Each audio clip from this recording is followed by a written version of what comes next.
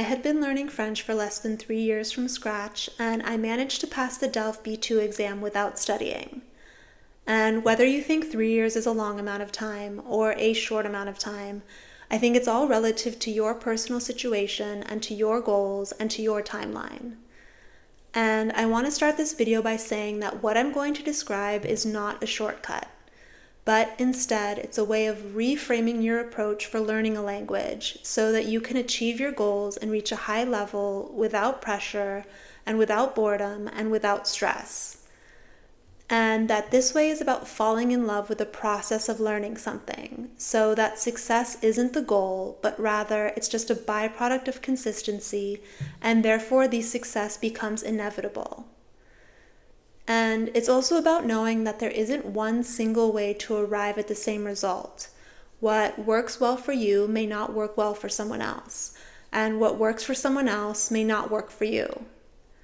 So when you apply these principles to passing the B2 DELF exam, for example, the goal is not the diploma, but instead the goal is to enjoy the experience of learning by finding the methods that keep you motivated to want to learn and practice consistently over time. And inevitably, by default, your French will have naturally improved so much that when you go into the room to take the exam with experience and with confidence, of course you pass. So when I say that I didn't study for the B2 DELF exam, I mean I didn't stress, I didn't do the online practice course that I had purchased, I didn't memorize anything, and I didn't force myself to go to any extremes. But I was prepared, and I spent almost 3 years gaining experience and testing different methods and techniques to get better at French in general, so that by the time I took the exam, my level was naturally good enough to earn passing scores for each section. And if you're curious, I scored a 71 overall. I got a 21.5 for oral comprehension, a 23.5 for written comprehension, an 11 for written production, and a 15 for oral production. And in order to pass the test, you need to score at least 50 points overall with at least 5 points in every section. So I was happy when I found out my score and surprised because it was better than I expected. And whether or not you think it's an impressive score for someone who didn't know any French only 3 years prior, what matters is I passed. And what I want to share is that when it comes to timing and expectations and taking other people's advice, I always think it's important to be realistic, because everyone has different preferences for learning and their own relationship to the French language. And everyone arrives with their own life experience and their own habits and their own perspectives and also their own constraints. So this is why I think it's so helpful to hear different people explain their own experiences with taking the B2 exam and for learning French in general. Because maybe you'll hear something that speaks to you, or something that sounds similar to your personal situation. Or maybe you just have to hear someone explain their perspective or their approach for it to finally click for you. So in this video, I will try to do exactly that. I am sharing my personal experience leading up to taking the DELF B2 exam in hopes that someone watching, maybe you, may be inspired to adjust your own approach.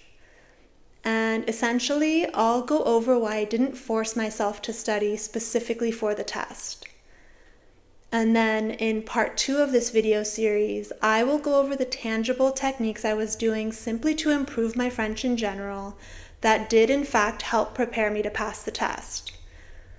But before you skip ahead to that, I think it could be helpful just to keep watching, because in this video, I explain more about my mindset and my perspective heading into the test, which I personally think is more insightful and more interesting and had more to do with why I was able to avoid any unnecessary stress and still pass the test.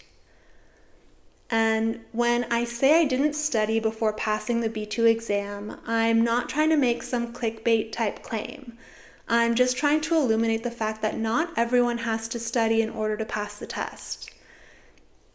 And the reason I don't like studying, or the term studying as it is used in a traditional sense that typically refers to memorization or trying to cram knowledge into your brain faster than it can be understood. It's because the act of studying can actually be counterproductive, especially if you're choosing methods and techniques that aren't interesting to you and aren't motivating to you. Because if that's the case, then forced studying can actually be discouraging, and it can make you feel even further from reaching your goals. Learning language is so much more than just studying. It's a combination of acquiring a general understanding and building confidence through experience, and being able to adapt to varying levels of context, and being able to communicate spontaneously. And it's about beginning to think in a language as your consistent practice naturally turns into habits that you do subconsciously. It's all of these things. So when people ask me why I didn't study for the test, I guess the short answer is that I love learning, but I don't like studying. I love acquiring skills through practice and from experience, but I don't like putting pressure on myself if it becomes boring or if it's not enjoyable. So for these reasons, it's really important for me to find learning methods that are interesting and stimulating and gratifying and satisfying. And as I continue to practice these methods long enough, over time, they naturally become habits. And whenever I'm asked for advice for improving your French in general, I always recommend trying out various methods and techniques to see what it is you find interesting and what works best for you and for your learning preferences, which are very personal. And as it applies to preparing for the B2 exam, it's actually an opportunity where you get to play on your strengths, which is why I think the way the test is scored is really fair, because you don't have to be perfect in every section in order to pass. You can excel in some areas while just being decent in other areas. And I think having this perspective as part of your approach can really help you build confidence as you prepare for the test, because confidence in and of itself is a huge advantage. When it comes to taking the B2 exam, passing the test isn't necessarily a testament to how much you've studied. It's just a way to verify how much of the language you've acquired and how much you're able to perform and express in a test-taking environment.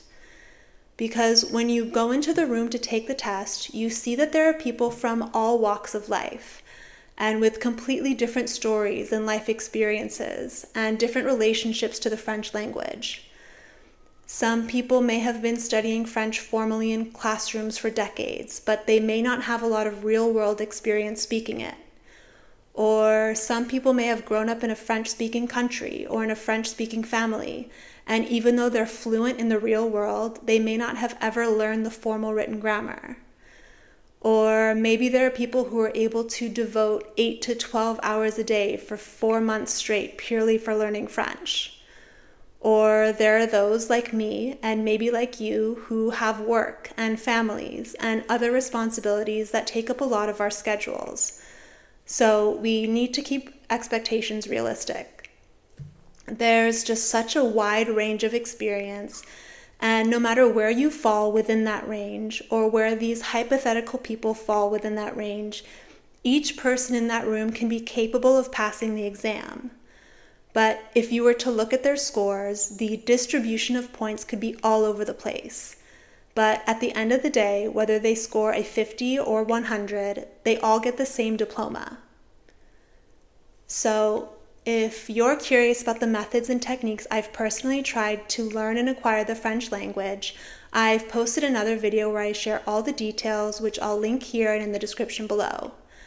And I'll also share a link to my blog, which includes a timeline of when I started incorporating each method into my first 3 years of learning French before taking the B2 test. But just to share more about my mindset and perspective as I went into the exam. I should also mention that I personally didn't take the test for any particular reason other than to confirm to myself that I had been progressing, and that being able to pass the test would be a tangible confirmation of that progress, and that if I were to ever need to show this certification for any reason in the future, then I would already have it. I think as an adult, when we're picking up new hobbies or learning new things, if it's purely for fun and for enjoyment, we don't always have concrete deadlines to work toward. So for me, signing up for the B2 test was essentially a way to add some structure to my learning experience. And I thought that giving myself a deadline would motivate me or inspire me to supercharge my learning. But to be completely honest, it didn't. I remember buying an online self-paced B2 DELF preparation course, and I opened the first module and decided that it was boring, and I wasn't particularly motivated to do it because it felt too much like studying. So I fell back into old habits and I never opened it again. But in the months between when I registered for the test and when I took the test, which was a period of about 4 months, I was still continuing with the other methods that helped me learn French in general and that I was personally interested in. And at that time, I was still technically at a B1 level, according to the Alliance Française in Paris, where I was occasionally taking classes. And what was particularly helpful was a mixed level conversational class to learn French through theater techniques. So even though I was at B1, I was learning alongside other students that were B2 and C1. And I just liked the class because there was a social element and the format was dynamic, and it was also an opportunity to build more confidence. And it was also around that time that I started transcribing books, just as a personal practice to help with writing and spelling. And I will go into much more detail as to why this was helpful in the next video in this series, where I talk more about specific techniques. But just to share more about the period leading up to me taking the test, about a month before the test date, I signed up for a traditional in-person French class, also at the Alliance Française. And because I was still technically a B1 student at that point, I was asked to reevaluate my level before the first day of class, which was just a quick multiple choice test on grammar and a short conversational interview with a very lovely woman in the administration office. And she confirmed that I would be fine in a B2 level class, which was reassuring because, like I said, I was about a month away from taking the national B2 exam. And that class was probably the closest thing to test preparation I did leading up to the exam. I remember we would occasionally do some exercises for reading comprehension and listening comprehension, which would closely resemble the format of those sections of the test. And then finally, the day before taking the test, I started wondering if I should have done more to prepare. So I thought to look into the actual format of the test. For example, things like the timing allowed for each section and how much I would need to write for the essay portion and how long I would need to speak for the oral production portion. And all of this information is on the official French website for education, which I will link in the description below. And this may be obvious to some, but I had never considered it, so I'm just sharing in case anyone else is in the same boat that I was in. So the official B2 DELF Exam website has all the specific information about the format of the test, as well as examples for the type of content that can appear on the test, along with really clear expectations about what you should be able to perform and express while taking the exam. And you can also see the documents that have all the instructions for the proctor of the exam. So you can review these to have an even clearer view of what you can expect on test day. So I only looked at this the day before, and I probably would have been even more prepared if I spent more time looking at the examples they provided on their website. So if you've already done this, then you're likely way ahead of where I was before taking the test. And if you're looking for tangible steps to follow in preparation for the exam, then that is an efficient starting point. And then in the next video, I will go over the learning methods that I personally felt were most helpful to achieve a passing grade on the exam, as well as some tips and strategies that you can implement while taking the test to help boost your score.